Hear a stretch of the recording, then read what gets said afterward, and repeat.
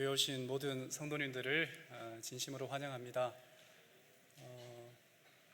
몸이 불편하여 혹은 오늘 또 이런저런 사정으로 나오지 못하신 분들이 아쉬운 것은 뭐냐면 이 찬양을 직접 교회에서 듣지 못하는 겁니다. 이 설교 단상에 올라와서 좋은 게 딱 하나 있는데요, 딱 하나, 그쪽에서 듣는 소리하고요 이쪽에서 듣는 소리가 좀 다릅니다. 그래서 너무 좋은데, 다음 주 금요일 저녁 예배가 찬양대에서 또 찬양 예배로 준비했습니다. 그래서 모든 성도님들 빠짐없이 기억하시고 교회에 오셔서 이 아름다운 음악으로 예배드리는 그 시간에 동참해 주시면 감사하겠습니다. 오늘 저는 누가복음 9장 57절에서 62절에 있는 말씀을 본문 삼아서 주님 어디로 가십니까? 라고 하는 제목으로 말씀을 전하고자 합니다. 피곤하신 분도 계실 테고 여러 사정상 오늘 나는 설교를 길게 듣지 못하겠다 라고 하는 분들을 위해서 잠깐 요약하고 시작하겠습니다. 예수 믿는 사람들을 그리스도인이라고 부르고 그들을 흔히 오늘날에는 제자라고 하는 말로 통용되어 사용합니다. 오늘 누가복음 9장에는 세 사람이 등장하는데요, 이 세 사람을 통하여 제자도에 대하여 좀 살펴보려고 합니다. 첫 번째, 예수의 제자는 자족할 줄 아는 사람입니다. 예수의 제자란 어떤 상황과 형편에서도 하나님 믿는 일에 변명과 핑계를 대지 않는 사람들입니다. 예수님의 제자란 이 세상이 주는 편안함과 안락함에 도전장을 내고 하나님의 말씀 따라 그것이 불편하다 할지라도 살아가기를 결심하고 행동하는 사람들입니다. 오늘 설교 다 들으셨습니다. 주무실 분들은 주무셔도 되겠습니다. 그러나 가능하시면 저와 함께 말씀 속으로 좀 더 들어가 보면 좋겠습니다. 거의 그리스도인이라고 하는 말이 있습니다. 정직합니다. 경건의 모양은 있고 기도하고 말씀을 봅니다. 진정성이 있습니다. 그런데 진짜 그리스도인은 아니다라고 하는 그 말입니다.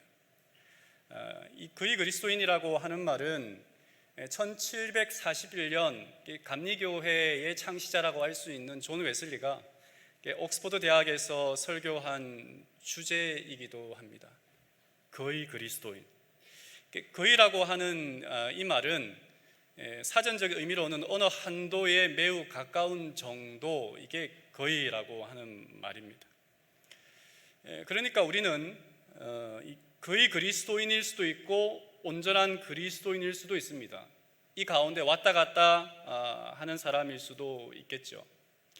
웨슬리는 사도행전 26장 28절을 킹 제임스 역으로 읽었어요. 거기에 보면 우리 한글에도, 한글 킹 제임스 버전에도 거의 그리스도인이라고 하는 말이 등장합니다. 여러분은 거의 그리스도인이십니까? 아니면 온전한 그리스도인이십니까? 왔다 갔다 하는 것 같기도 하고요. 여기에 대한 질문, 내가 정말 거의 그리스도인인가? 아니면 나는 온전한 그리스도인인가? 라고 하는 해답은 이겁니다. 예수님 한 분으로 충분하십니까?에 대한 답입니다. 예수님 한 분으로 행복하십니까? 라고 하는 답입니다. 그것이 나는 거의 그리스도인인가? 아니면 온전한 그리스도인인가? 라고 하는 답이 되지 않을까 싶습니다. 수많은 종교들이 있습니다. 그 가운데 기독교와 기독교가 아닌 것을 구분할 때 흔히 우리는 이것이 있는 것이라고 하는데, 그건 뭐냐면 자기 부인이라고 하는 말입니다. 무리와 제자들을 불러 이르시되 누구든지 나를 따라오려거든 자기를 부인하고 자기 십자가를 지고 나를 따를 것이니라. 자기를 부인한다라고 하는 말은 희생한다, 충성한다라고 하는 그 말로 대입하기에는 더 넓은 의미가 있습니다. 자기를 부인한다라고 하는 것은 첫 번째는 나의 자아를 깨트린다라고 하는 말이 되지 않겠습니까? 내가 가지고 있는 자아를 말입니다. 그러니까 옛 자아를 깨트리기 위해서 우리는 끊임없이 사도 바울은 나는 날마다 죽는다라고 고백했던 것은 뭐냐면 그가 가지고 있는 그 본성이 말입니다. 계속 살아나는 거예요. 옛 자아를 깨트리기 위해서는 자신의 약점을 인정할 줄 알아야 합니다. 나는 죄인 중에 죄인이다, 괴수다라고 말했던 것처럼 말입니다. 아플 때 아프다고 말할 수 있는 용기가 있는 사람들이 자아를 깨트릴 수 있습니다. 울어야 할 때 무너짐이 심할 정도로 울 수 있어야 합니다. 제가 이번 주에 어느 황망한 장례식 소식을 듣고 어떤 이야기를 들었던 것은 부인을 잃은 어떤 남편에게 어떤 한 연세 드신 분이 울지 말아라, 애들 앞에서 절대로 장례식에서 울지 말아라라고 했다는 말이에요. 그 어른의 생각에는 그랬을지 모르겠습니다만 저는 울어야 할 때, 무너지고 싶을 때 울 수 있어야 한다고 생각합니다. 때로는 자신의 부끄러운 약점을 내어놓아야 다른 사람들에게 도움을 받고 하나님께 나의 연약함과 나의 나약함을, 죄악됨을 고백하고 그 하나님께서 거기에 들어와서 우리를 도와줄 수 있지 않겠나 하는 생각을 해보는 것이죠. 남자는 태어나서 3번만 울어야 한다고 그 말을 듣고 자랐습니다. 태어났을 때, 부모님이 돌아가셨을 때, 나라가 망했을 때. 이런 말로써 한국 사회는 남성들이 강해지기를 강요받아 왔습니다. 바깥에 있었던 일은 절대로 집안에 가지고 들어가면 안 되고, 아내에게 바깥 일을 말하는 사람은 남자스럽지 못하다라고 하는 그런 말입니다. 남자는 모든 짐을 짊어지고 스스로 살아가야 한다는 가르침을 받고 자란 것이 이 한국 사회의 불쌍한 남자들입니다. 그래서 남자들의 화장실에 가면 소변기에 이런 문구가 적혀 있기도 합니다. 남자가 흘리지 말아야 할 것은 눈물만이 아니다. 이런 가치관을 가지고 자란 사람을 교회가 변화시키고 예수님의 제자로 훈련시켜야 하는데 말입니다. 근데 실은 이미 우리가 가지고 있는 이런 가치관들이 우리의 약점과 흠을 더 철저하게 가리고, 약해도 강한 척, 없어도 있는 척, 몰라도 아는 척, 이렇게 하는 척만 하는 그리스도인을 키우다 보니 오늘날의 우리들은 뭐예요? 온전한 그리스도인이기보다 거의 그리스도인, 거의 목사처럼 보이지 않습니까? 거의 목사. 눈물이 나와도 어금니를 다물고 참는 것이 좋은 믿음이다라고 가르쳤습니다. 어떻게 보면 자신을 강하게 보이려고 노력하는 사람들이 있는가 하면 또 착해짐으로 자신을 위장하려고 노력하는 사람들도 있습니다. 여성들에게 그런 경향이 없지 않지만 남자들도 물론 있습니다. 소위 교회 오빠들 말입니다. 착해 보이고 성실해 보이고 이런 것들에 대한 그 착한 아이 컴플렉스가 사람들에게는 있습니다. 그래서 누구에게 말을 할 때 좋은 말을 하려고 하고, 누구에게 어떤 인상을 줄 때 좋은 인상을 보여주려고, 자기의 기분대로 감정대로 쏘아붙이지 않고 말입니다. 좋은 사람의 가면을 쓰고 살아가는 이 시대에 우리들에게는 마음의 병이 있습니다. 여러분, 어느 초등학생이 썼다고 합니다. 넌 할 수 있어. 사람들이 말했다. 용기를 내. 사람들이 말했다. 그래서 난 용기 내어 말했다. 난 할 수 없어. 재능이 짧아서, 재능이 없어서, 혹은 배움이 짧아서, 힘이 약해서, 나는 나이가 들어서, 나는 너무 바빠서, 나는 돈이 없어서 지금 주님의 제자가 되는 일에 있어서 온전하지 못하겠습니다 라고 하시는 분들이 있다면 오늘 본문의 말씀으로 좀 함께 초청합니다. 첫 번째, 예수님의 제자는 자족할 줄 아는 사람입니다. 누가복음 9장 57절에 보면 길 가실 때에 어떤 사람이 여짜오되 어디로 가시든지 나는 따르리이다. 예수께서 이르시되 여우도 굴이 있고 공중의 새도 집이 있으되 인자는 머리 둘 곳이 없도다 하시고, 예수님이 가장 인기 있을 때 오병이어 사건 이후에 많은 사람들이 예수님을 쫓아다녔어요. 그 전에도 그랬습니다. 근데 여기에 보면 한 서기관이 등장합니다. 어떤 사람이라고 했는데 마태복음에는 이 8장 19절에는 이 어떤 사람이 서기관이다라고 표기하고 있습니다. 그 당시 서기관은 성경을 기록하고 보관하는 오늘날의 공무원 역할을 하는 사람이었어요. 고급 관료죠. 그 사람이 예수님을 쫓아오겠다, 따르겠다라고 했더니 예수님이 동문서답하는 것입니다. 여우도 굴이 있고 공중의 새도 집이 있으되 인자는 머리 둘 곳이 없도다.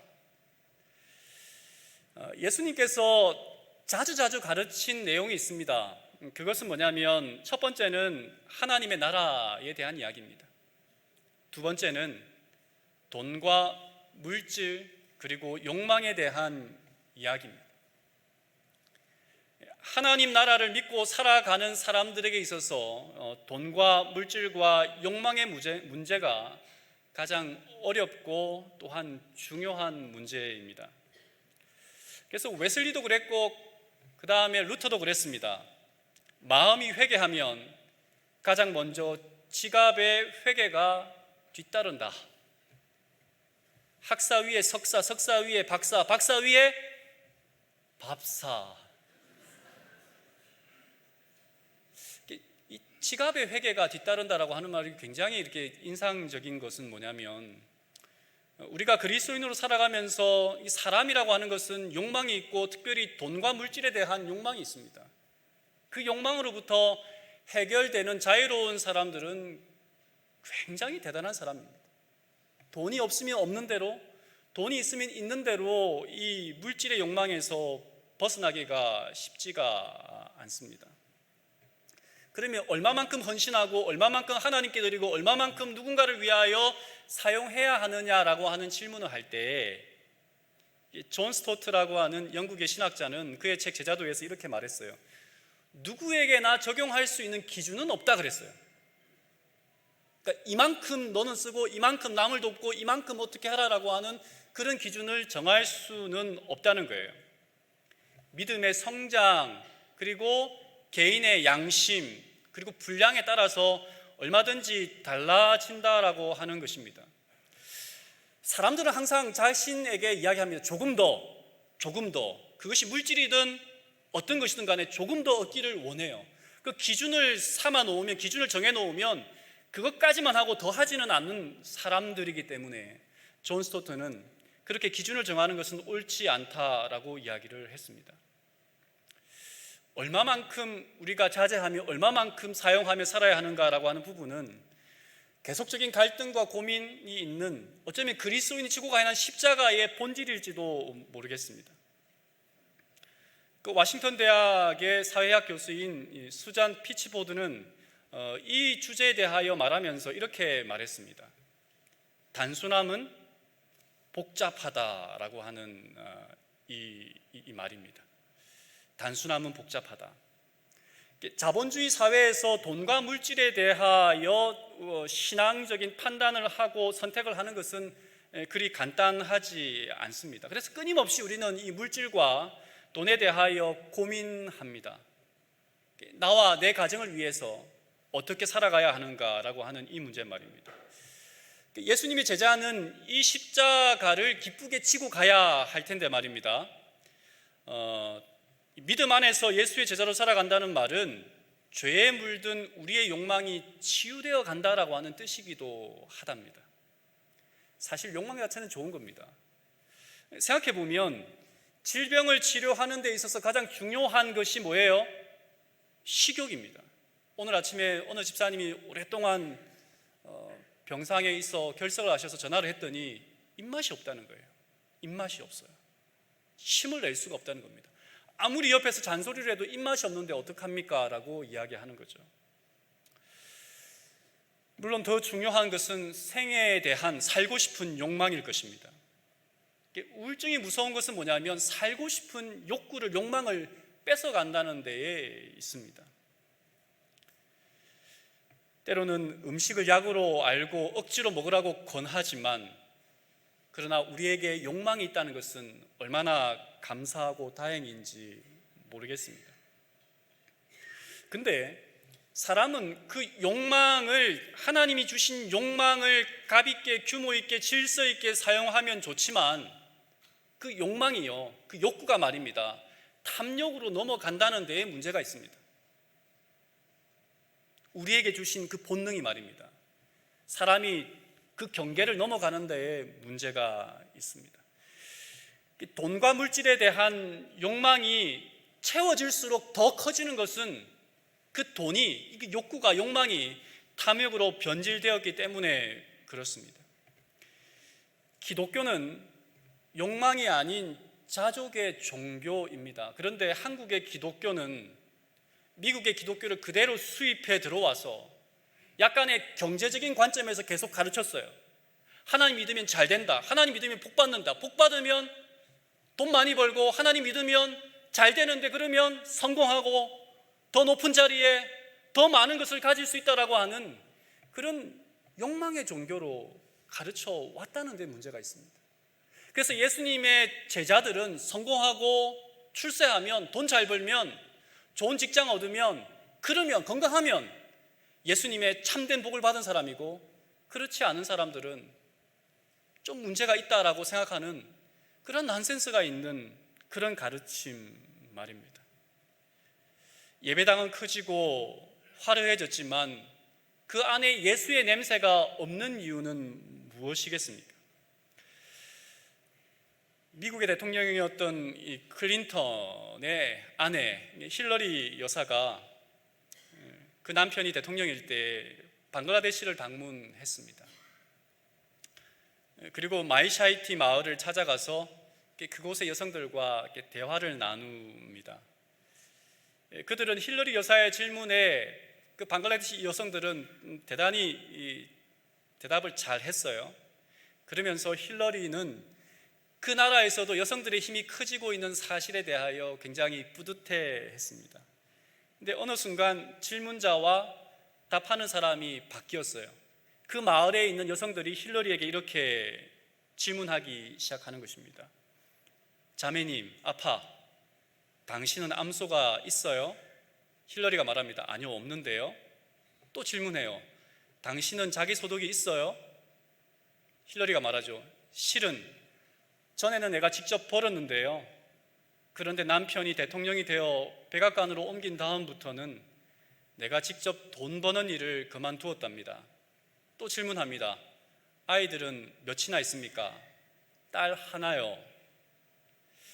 아이들을 더 갖고 싶지는 않나요? 그랬더니 힐러리가 이렇게 대답했습니다. 하나나 둘쯤 더 갖고 싶긴 합니다. 하지만 우리는 우리 딸 첼시와 함께 행복하게 지내고 있어요. 그러자 그 동네, 방글라데시 그 동네 사람들이, 부인들이 서로의 얼굴을 바라보면서 중얼거립니다. 참 안 됐네, 힐러리 저 여자 참 불쌍하네 라고 말하는 거예요. 자기 스스로 돈도 못 벌고 아이도 하나밖에 없는 이 여인이 불쌍하다는 거예요. 이 여자가 누굽니까? 미국의 대통령의 영부인에게 말입니다. 이 내용은 마리아 미즈와 베로킨의 벤 홀트가 쓴 그 힐러리에게 암소를이라고 하는 책의 서문에 있는 내용입니다. 이야기 끝에 저자들은 이렇게 묻습니다. 방글라데시의 가난한 여성들이 어째서 힐러리에게 동정심을 느꼈는가? 힐러리는 자신이 원하는 것을 모두 갖고 있는 사람 아닙니까? 그들은, 이 저자들은 나름대로 설명을 시도해 봅니다. 앞에 이야기에서 힐러리와 그 마을 여자들의 이야기를 보면 결국은 관점의 차이인 거예요. 마이샤이티 마을 사람들의 관점은 자급의 관점입니다. 스스로 벌 수 있고 아이들이 있어서 그 아이들로 하여금 만족할 수 있느냐라고 하는 관점이라면, 자본주의 사회와 힐러리 사회에는 얼마만큼 소유했고 얼마만큼 소비할 수 있고 얼마만큼 높은 지위에서 누군가를 부릴 수 있느냐의 관점의 차이가 있었다라고 하는 것이죠. 방글라데시 여인들에게는 그것이 별 의미가 없었던 거예요.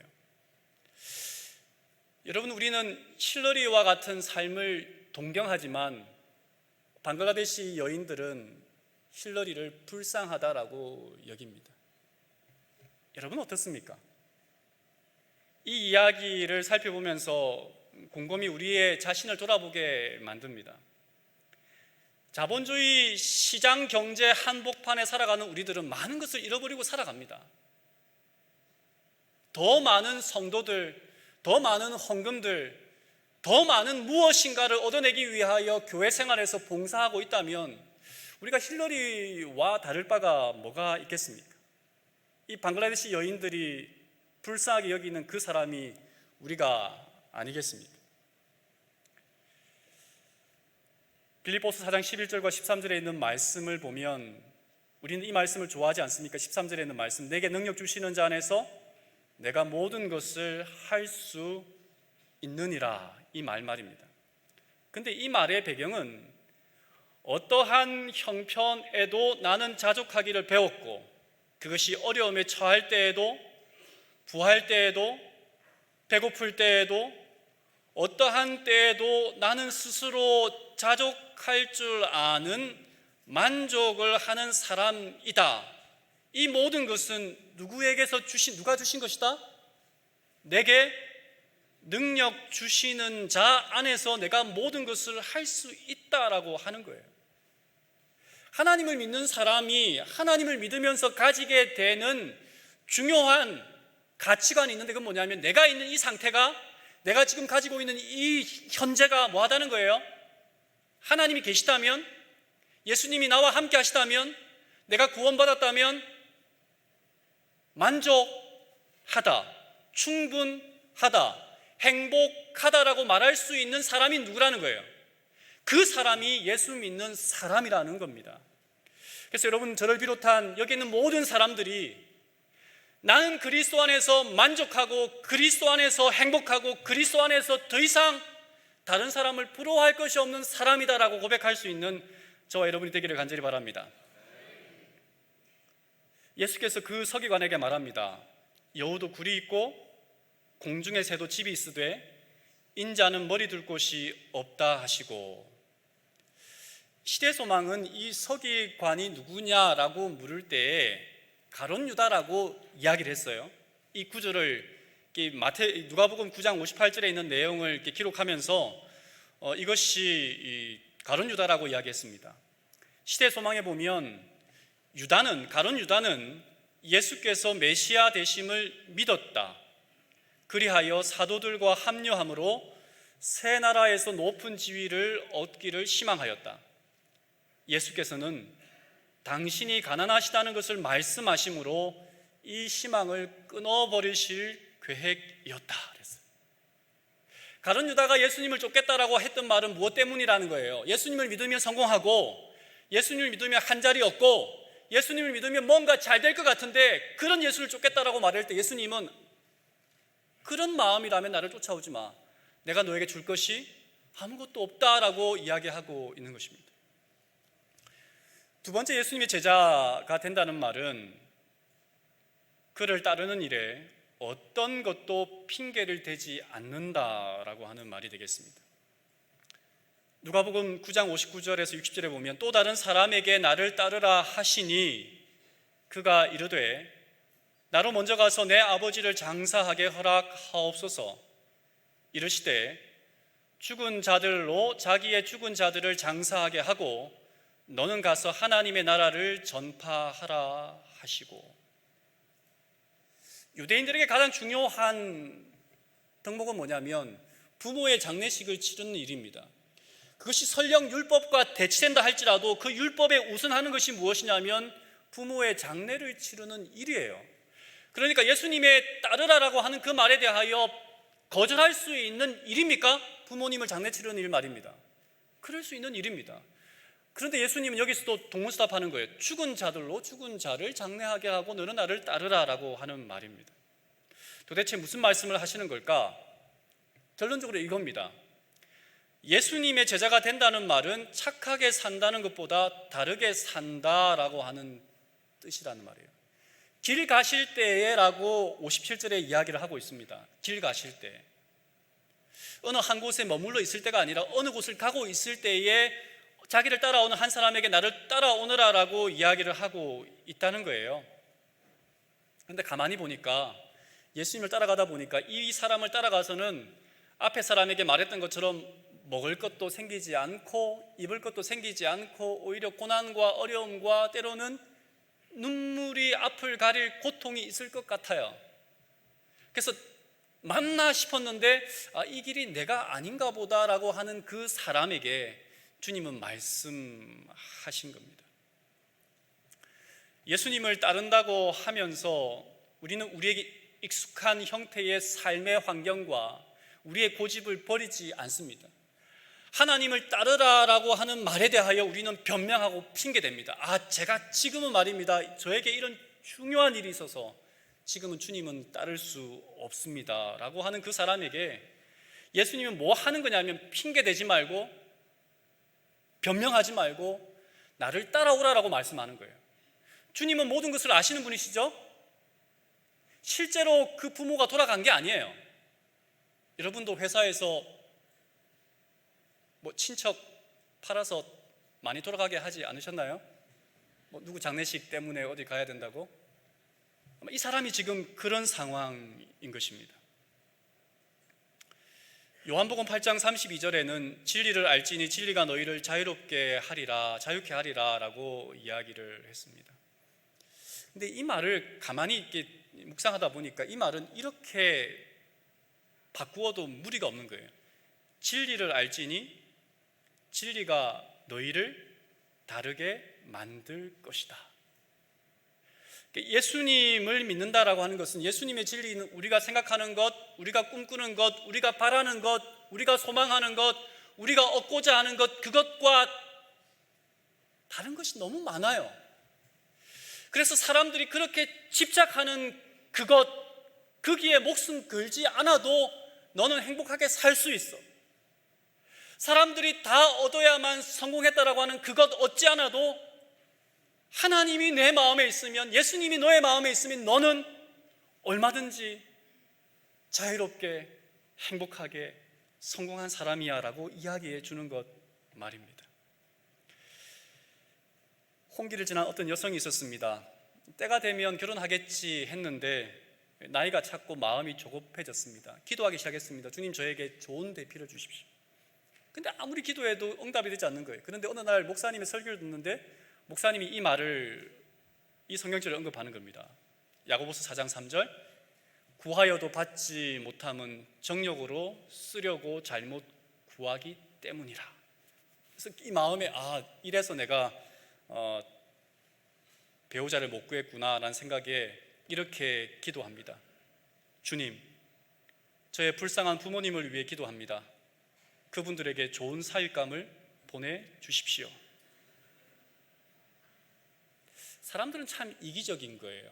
우리는 예수님을 믿는다라고 하면서, 말씀대로 산다라고 하면서 그 말씀을 뭐 하는 거예요? 내가 잘 되고 복받고 행복하고 돈 잘 벌고 자식들 잘 되는 거기에 대입해서 자꾸 생각한다는 말이죠. 근데 예수님은 내 부모를 공경하라 하신 분이고, 예수님은 십자가에 달려 돌아가시면서까지 모친 마리아를 그의 사랑하는 제자 요한에게 맡겼던 분이에요. 그분이 부모의 장례식을 치르는 것까지 거절하신 분은 분명히 아니란 말이에요. 예수님은 사람들의 마음속에 숨겨진 은밀한 욕망을 깨뜨려 보셨습니다. 그 사람의 마음을 말입니다. 그래서 그 변명하지 말고 그 핑계 대지 말고 지금 나를 쫓으라. 너의 삶에 있어서 가장 우선순위를 삼아야 할 것은 누구다? 하나님이다 라고 이야기해 주고 있는 겁니다. 부디 여기에 있는 저희들이 너희는 먼저 그의 나라와 그의 의를 구하라 라고 하는 그 말씀이 우리의 삶에 적용되어지는 저와 여러분이 되기를 간절히 바랍니다. 세 번째, 예수님의 제자는 그분을 주인으로 섬깁니다. 오늘 읽었던 본문 말씀인데요, 누가복음 9장 61절 62절에 있는 말씀, 주님이 쫓으라 라고 말했더니 가족을 작별하게 한 다음 가겠다. 그리고 예수님은 손에 쟁기를 잡고 뒤를 돌아보는 자는 하나님의 나라에 합당하지 아니하다라고 말합니다. 옛날 소가 이렇게 쟁기 끌고 가는 거 보셨죠? 저도 봤습니다. 이렇게 말을 해요. 가랴법음 기별에는 그대들이 그리스도께 전적인 헌신을 하고 주님과 교통하는 생애를 하지 않는 한, 그대들이 주님을 모사로 삼지 않는 한 그대들의 마음은 약한 생각들을 맞아들일 것이며 하나님을 섬기는 생애에서 자신을 섬기는 생애로 쉽사리 전향하게 될 것이다. 이것이 돌아보지 말라라고 하는 이유였습니다. 가족에게 당도하는 순간 뭐 할 것을 아셨어요? 하나님 편에 서지 못할 것을 아셨습니다. 거기 가게 되면, 거기에 빠지게 되면 하나님이 아닌 다른 것에 붙잡힐 것을 예수님은 아셨던 거예요. 존 스토트의 제자도 책에 나오는 내용입니다. 이 조시프 톤이라고 하는 목사의 이야기인데요, 극악무도한 독재자 차우체스크 통치 시절에 복음을 전하다가 감옥에 잡혀서 협박을 당합니다. 그러자 이렇게 이 조시프가 이야기합니다. 당신의 최고의 무기는 죽이는 거지만 나의 최고의 무기는 죽는 겁니다. 하나님의 나라를 믿고 모든 것을 올인한 사람만이 할 수 있는 말 아니겠습니까? 류시와 작가가 했던 말이에요. 다시는 묻지 말자. 내 마음을 지나 손짓하며 사라진 그것들을, 저 세월들을, 다시는 돌이킬 수 없는 것들을. 새는 날아가면서 뒤돌아보는 법이 없다. 고개를 꺾고 뒤돌아보는 새는 이미 죽은 새다. 예수님을 쫓기로 결심한 사람들이나 나를 따르라라는 예수님의 부름을 받은 사람들이 마땅히 취해야 할 태도는 엘리사가 엘리야의 부름을 받고 그가 끌던 소를 놔두고 그냥 지체 없이 주님을 쫓아갔던 것처럼 그렇게 따라가는 겁니다. 예수님의 12제자 가운데 많은 사람들이 어부였는데 그들이 생애 터전인 배를 놔두고, 그물을 놔두고 주님을 쫓아갔던 그런 태도 말입니다. 순종이 제사보다 낫다라고 했던 즉각적인 반응. 여러분, 그래서 예수님의 제자가 된다라고 하는 것은 하나님이 말씀하시면 멈추라 그러면 멈추고 가라 하면 가는 그 신앙이 제자들이 취해야 할 입장이라면 여러분, 용기 내요. 우리도 마음속에 주님이 그것 아니다, 지금 그것 말고 이것 해라라고 하시는 것이 있다면 주님 말씀에 순종하고자 다시 한번 결심하지 않으시겠습니까? 오늘 말씀 요약해 봅니다. 첫 번째 사람은 자족할 줄 알아야 한다는 것을 주님께서 가르쳐 주셨어요. 두 번째 사람은 삶의 우선순위가 하나님께 있다. 근데 우리는 모든 사람들에게는 핑계가 있습니다. 그 핑계는 이유가 있어요. 그것이 나를 합리화하게 되고 합리화된 그 이유가 나로 하여금 지금은 아닙니다, 지금은 하나님 믿고 지금은 예배하고 지금은 우리가 무엇 하는데 그것 하지 못합니다라고 이야기하는 핑계가 분명히 있다는 거예요. 예수님은 뭐라고 하냐면 그런 핑계 대지 말아라라고 우리에게 이야기하는 겁니다. 형편이 나아지면 믿겠습니다, 은퇴하면 믿겠습니다, 좀 나아지면 무엇하면 이라고 이야기를 하지만 주님은 이야기하세요. 보라, 지금은 은혜 받을 만한 때요. 보라, 지금은 무엇하는 때라고요? 구원의 날이라고 주님은 이야기하시는 겁니다. 그래서 여러분, 여기 있는 우리들이 지금 이 시간 하나님께 온전히 우리의 삶의 우선권을 드리는 저와 여러분이 되기를 간절히 바랍니다. 오늘 말씀에 나오는 세 번째 사람을 통하여 주님은 돌아보지 말라라고 이야기를 해요. 자기의 삶의 틀을 좀 바꾸라라고 이야기를 하는 겁니다. 주님이 주인 되는 그 사실 말입니다. 그래서 우리 여러분 한번 이렇게 말해보면 어떨까요? 지금부터, 여기부터, 우리부터, 나부터 주님의 제자가 되겠습니다라고 하는 말입니다. 외경인 베드로 행전의 이야기를 하면서 오늘 말씀을 드리고자 합니다. 로마에서 복음을 전하던 베드로는 네로 황제의 박해를 피하여 피신하고 있었습니다. 그 베드로 행전에는 말입니다, 로마시의 경계선을 막 빠져나가는데 부활하신 예수님께서 다시 베드로 앞에 나타나서 다가오시는 거예요. 베드로가 주님께 묻습니다. 라틴어로 코바디스 도미네, 주님 어디로 가십니까? 그러자 주님께서 이렇게 대답하십니다. 다시 십자가를 지려고 로마로 들어가는 중이다. 그 말을 듣고 베드로는 오는 길을 되돌려서 로마로 다시 들어갔다는 말이죠. 그리고 십자가에 거꾸로 달려 죽임을 당했다라고 베드로 행전에는 기록하고 있습니다. 외경의 이야기이기 때문에 역사적인 신뢰성은 떨어집니다. 그러나 이 이야기에 예수의 제자라면 예수님과 반대 방향으로 가서는 안 되고 예수님과 어떤 방향으로요? 같은 방향으로 가야 하는 사람이라는 것을 이야기해 주고 있습니다. 여러분은 어디로 가시렵니까? 주님이 가신 그 길을 따라 가시렵니까? 아니면 주님이 가신 그 길을 반대 방향으로 돌려서 가시렵니까? 나의 길을 가시렵니까? 하나님의 길을 가시렵니까? 주님의 제자가 되시겠습니까? 이 세상의 제자가 되시겠습니까? 이 안식일 다시 한번 우리의 마음속에 나는 어디로 가야 할까라는 질문에 주님께서 대답하셨던 그 질문에 대답할 수 있는 저와 모든 성도님들이 되기를 바라면서 말씀을 드리겠습니다.